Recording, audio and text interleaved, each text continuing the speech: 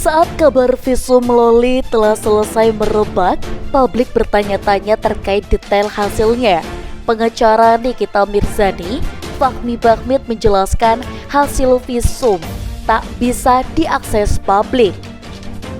Lebih lanjut, hasil visum Loli akan dipegang penyidik lalu disajikan dalam sidang setelah tersangka dugaan pencabulan anak di bawah umur dan aborsi ditetapkan lalu dirilis kepada masyarakat.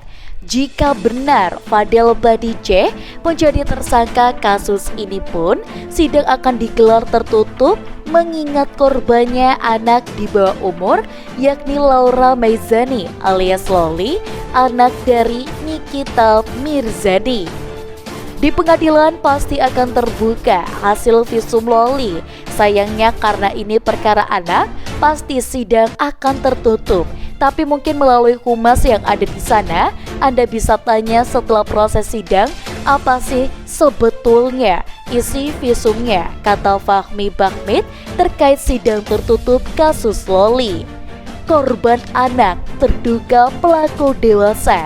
Melansir dari video klarifikasi Kamis 10 Oktober 2024, ia menjelaskan jika sekarang publik mencari informasi terkait hasil visum Loli, maka mereka tak akan mendapatkan apa-apa. Terkait sidang yang akan digelar tertutup, Fahmi Bahmid pun mempunyai alasannya. Sidangnya tertutup karena begini, di dalam perkara ini dugaan yang melakukan tindak pidana itu sudah dewasa. Secara hukum sudah dewasa, korbannya anak-anak. Oleh karenanya nanti akan tunduk kepada peradilan anak, urai Fahmi Bahmid. Sidang tertutup artinya ia menekankan korban kasus dugaan pencabulan dan aborsi ini anak di bawah umur. Meski sidang digelar tertutup, Humas Pengadilan tak akan menutup 100% akses informasi terkait proses hukum di ruang sidang. Ada aturannya, seingat saya, yang mengatur proses peradilan tindak pidana terhadap anak.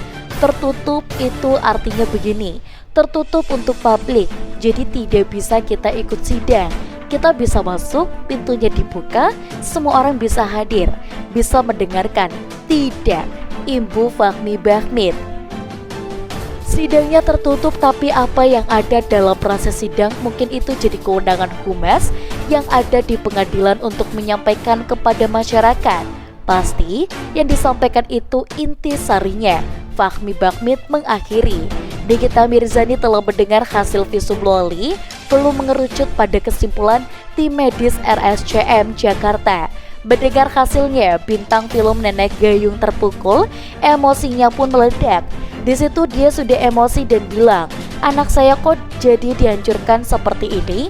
Bahasanya dia, makanya wajar kalau Niki meledak-ledak karena apa yang dilakukan saat ini adalah bentuk untuk melindungi anaknya.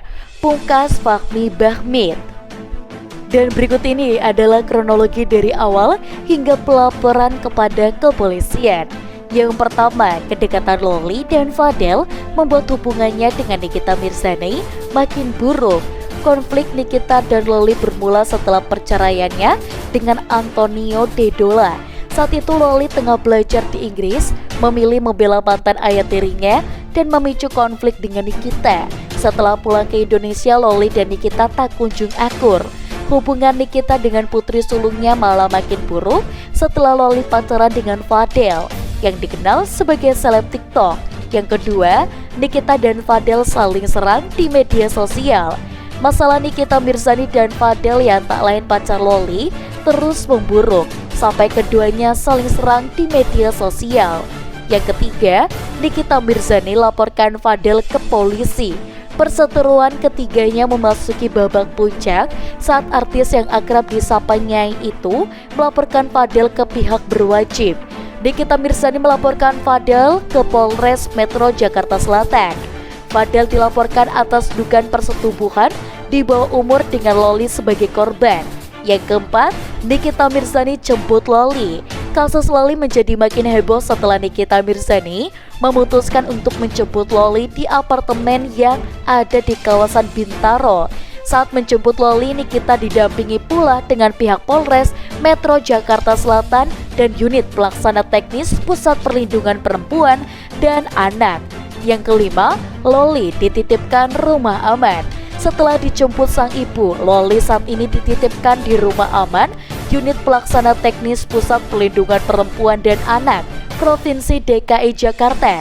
Keputusan menitipkan Loli di rumah aman adalah agar putri Nikita Mirzani bisa mendapatkan layanan bantuan untuk menjaga kondisi fisik dan mental. Itu dia beberapa kronologi kasus Loli, Nikita Mirzani, dan Fadil yang menghebohkan publik. Dan untuk kalian, jangan lupa untuk like, komen, dan juga subscribe.